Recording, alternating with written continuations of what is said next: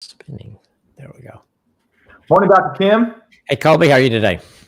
Great. Welcome to everybody who is watching us live right now. We're glad you guys have joined us.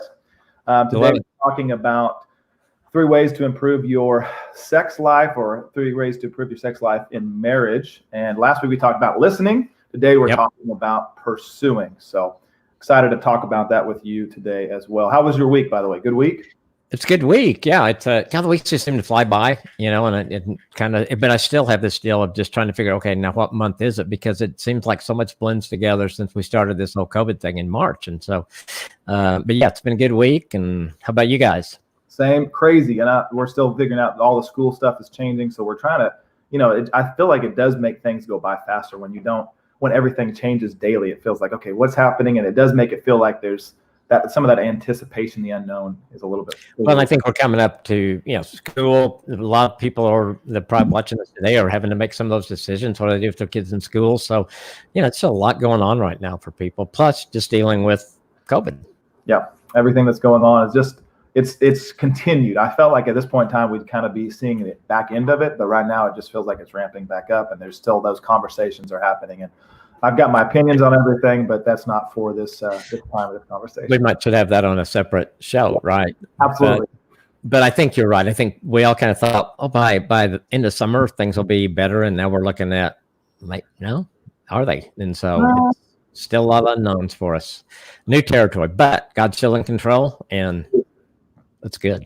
And that's a big thing to remember. But so talking about sex today and the pursuit, and I know that as a man, we have a tendency to, once you capture your wife and your spouse, you've done everything you possibly can do that. You've pursued them, roses and flowers, you get married. And then after a while in your married life, things get a little, you just tend to stop pursuing them as much because you've caught them. What else do you need to do? It's easy to get in that mindset and to stop pursuing your spouse, which can also lead into you're not going to necessarily be having sex as much because your spouse doesn't feel like she's being pursued by you. Is that correct? Absolutely. And pursuit is, I think it's something that I think you explained it great. As guys, we just kind of feel everything else we pursue. You pursue a job or a career or school, and you get it, you accomplish it. And, and so with our wives, I think yes, we want to pursue them to get them to say yes, but you got to continue to pursue them. And I think as guys, that's kind of hard for us to get in our mind sometime.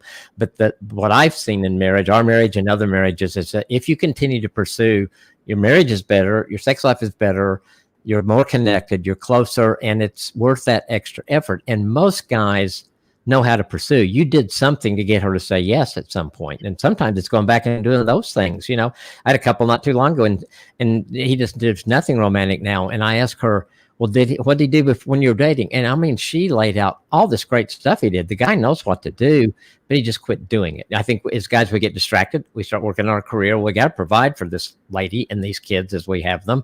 And so we kind of get distracted, and our hobbies kind of come back. And maybe we'd go back to that video game that we kind of quit for a while we were pursuing, and now we're doing that. And so we have and none of those are bad as long as you still pursue your wife. And maybe that's what guys think, is that we've got to put all this on the shelf and it's got to be 100% pursuit.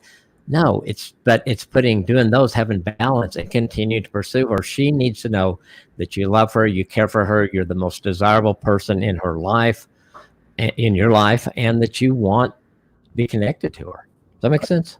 Oh, I think that's great. That's great. And some great ways to pursue your spouse. Again, one of those things that's so easy that we get so easily distracted from or stop doing is dating again, and saying, hey, every week, whether it's Monday through Friday, whatever day you have, or afternoon time, we're going on a date, and I'm going to invest in this time together. We're going to do something fun or crazy. My wife and I are dating through the ABCs right now, just to mix it up, something different. So it's not Target. It's not Target and we're going to Chipotle. Mix it up. Maybe we'll do something crazy, like roll down a hill, but adventurous, something like that. So there are ways of pursuing them, and that's one of the ways is through dating each other. Yeah, I think so. And I think that's a great idea. Sometimes I've had couples like, okay, write down 3 things that you would really like to do on separate pieces of paper that you think would be fun for you as a couple, and then throw them in a hat or something, and then each week draw one out and just commit to whatever you draw out you're going to do, and just add some creativity, to try some new things, to have fun together. I think a pursuit, part of that is having fun together. Most couples had fun together before they got married, or they probably got married, and you didn't want somebody that wasn't going to enjoy. And so all those things are there. It's just kind of rekindling them and getting them back in the heart of your marriage again. Easy way, that's great. An easy way is to talk about this. So one thing, just next steps, go on a date with each other, learn to have fun again, and possibly do things that you did before you were married, like send flowers, write cards, leave them on the car before she leaves to work. Send her a nice little text message. Little ideas that you can do just to continue to pursue your spouse again if you've fallen in that rut right now. Those are some Absolutely. And if you're thinking about it and you can't come up with anything, Google it. Seriously, Google ways to pursue your spouse, and then think, oh, this would fit her. Do it.